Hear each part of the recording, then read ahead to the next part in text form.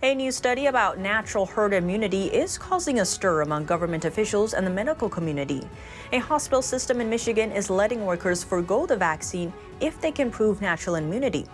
Secretary of State Antony Blinken is feeling the heat over the Afghanistan withdrawal. A top Senate Democrat blasted Blinken's decision. This comes as Blinken testified before the Senate today. And House Republicans are raising concern with the immigration portion of Biden's $3.5 trillion budget resolution. They note the bill would grant amnesty to nearly 8 million illegal immigrants and encourage more people to flood the southern border. Tune into Deep Dive as we explore these topics and more. Hello and welcome. This is Deep Dive and I'm Tiffany Meier. Let's begin with questions about natural immunity. A new study by Israeli researchers found previous COVID-19 infection gives better protection against infection and hospitalization than COVID-19 vaccines. Researchers found that people fully vaccinated with the Pfizer vaccine were 13 times more likely to contract the Delta variant of the CCP virus and 27 times more at risk of symptomatic disease. That's compared to those who had recovered from a previous infection of the virus. The study has yet to be peer-reviewed, but according to Dr. Anthony Fauci, the study is already causing a stir among government officials. When asked why Americans who recovered from the virus on their own should be vaccinated, Fauci said, "I don't have a really firm answer for you on that." I don't have a really firm answer for you. He went on to note one question the study left out was durability, saying, "What's the durability compared to the durability of the vaccine? So it is conceivable that you got infected, you're protected, but you may not be protected for an indefinite period of time." Fauci went on to say that it is, quote, an issue and that it is something that we need to sit down and discuss seriously. Sit down and discuss seriously. Now, while government officials and the medical community discuss the topic, one hospital system in Michigan is taking matters into its own hands. Workers at the hospital system in Michigan can avoid the company's vaccine mandate if they can prove they have natural immunity. Spectrum Health cited recent research on natural immunity that said it protects from reinfection and severe symptoms. Spectrum also said it's not yet known how long natural immunity lasts. Under the policy, workers will have to submit to an antibody test to prove they are immune. A landmark study from Emory University revealed people with natural immunity display long and robust protection against COVID-19. Now, speaking of hospitals, let's turn to New York, where there's a different situation going on. A hospital in New York will stop delivering babies after maternity workers resigned over former Governor Andrew Cuomo's vaccine mandate. Lewis County General Hospital in Lowville said it'll work with state officials to make sure the shutdown isn't permanent. 6 employees in the unit resigned, and 7 more apparently unvaccinated workers are still undecided. In August, then New York Governor Andrew Cuomo mandated the vaccine for all healthcare workers. They need to have received the first shot by September 27th. But the hospital doesn't want to shut down the maternity ward permanently. Lewis County Health System Chief Executive Officer Gerald Meier said, "Our hope is as we get closer to the deadline, the numbers will increase of individuals who are vaccinated. Fewer individuals will leave, and maybe, with a little luck, some of those who have resigned will reconsider." Adding, "We are not alone. There are thousands of positions that are open north of the Thruway." That's a highway system spanning upstate New York.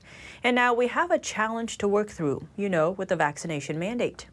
Meier also says the state mandate prompted 30 workers at the hospital to resign.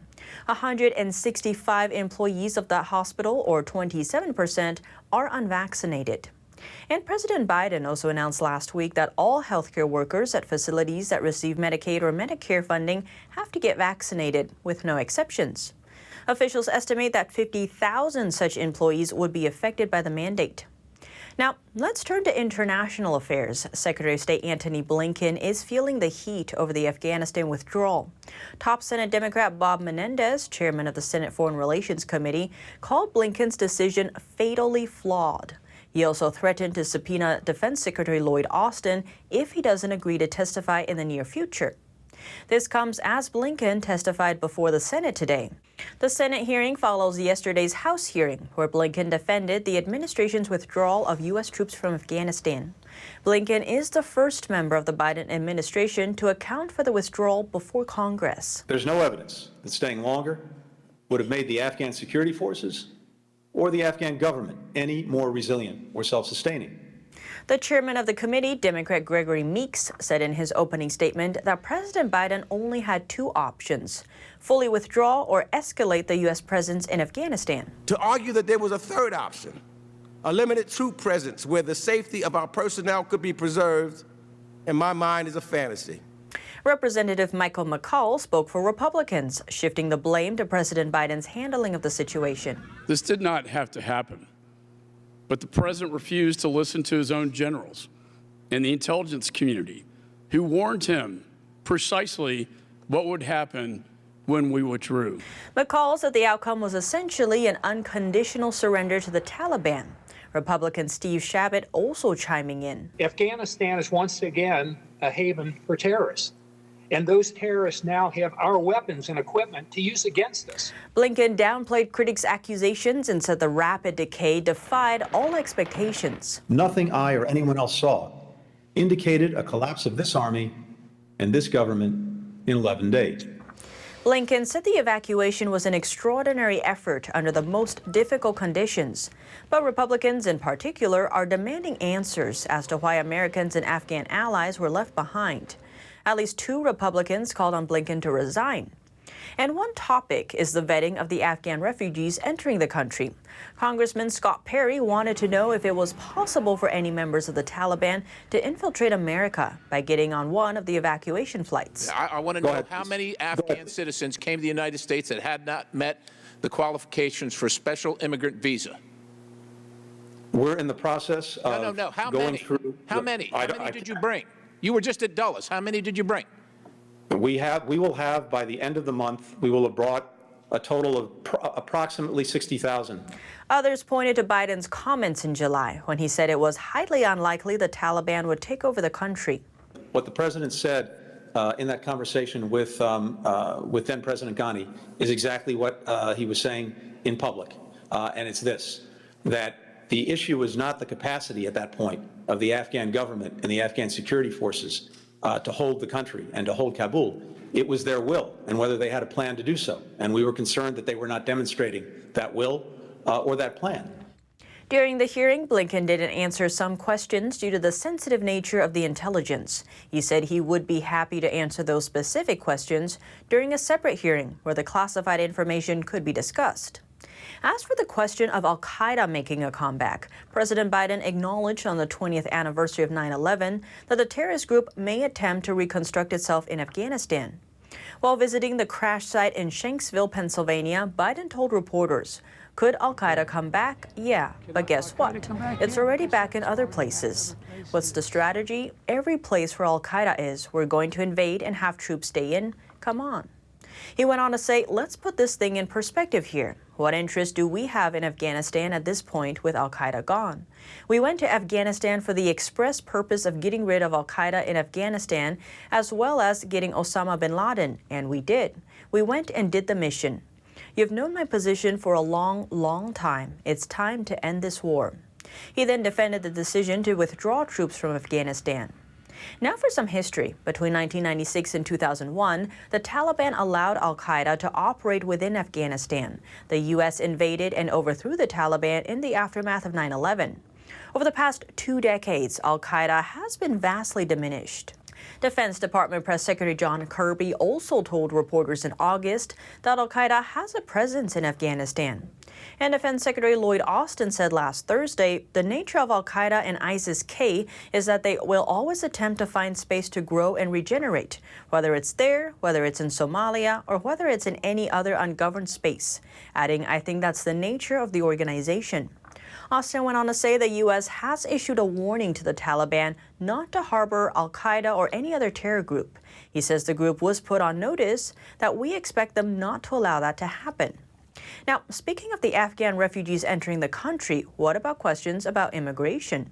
House Republicans are raising concern with the immigration portion of Biden's $3.5 trillion budget resolution.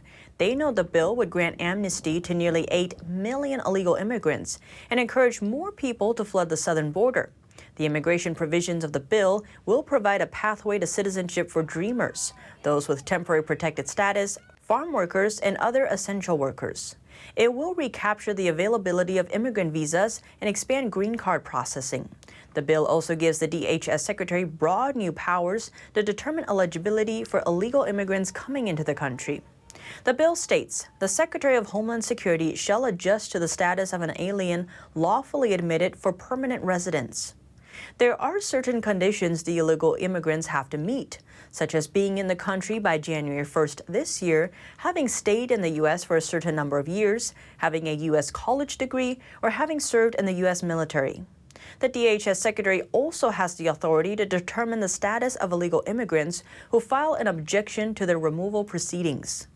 Arizona's Representative Andy Biggs criticized the broad new powers that the bill would award to the DHS Secretary, saying the bill is a blank check. The DHS Secretary Alejandro Mayorkas can do whatever he wants. He gets to fill in all the details that this bill does not address. Even the DREAM Act at 54 pages, the Farm Workforce Modernization Act 231 pages, and the U.S. Citizenship Act 353 pages. With this bill, immigration provisions, it's only 18 pages because it basically says to the Homeland Security, you can grant entry to anyone you want without numerical limitation. But Chairman of the House Judiciary Committee, Representative Jerry Nadler, had a different take. He said the immigration reforms will grow the economy and strengthen communities, saying it does this in two key ways, by providing a path to permanent residence and improving the green card process for those who are already making a significant contribution to our country. He went on to say the immigration provisions in this legislation serve as a vital investment in human infrastructure that reflects our commitment to a stronger U.S. economy and a vibrant future for all Americans. And now before we end, America's oldest known World War II veteran had a big birthday bash last weekend. Born in 1909, Lawrence Brooks turned 112 years old on Sunday. To celebrate, the National World War II Museum arranged a birthday celebration for the New Orleans native. The museum says the event was small and there was social distancing. Brooks and his family stayed on his front porch while the museum staff delivered a cake and cards. There were also a Jeep parade and performances by local musicians. The city of New Orleans also issued an official proclamation recognizing Brooks' birthday. But what do you think? Let me know below. Thanks for tuning in to Deep Dive. I'm Tiffany Meier, and see you soon.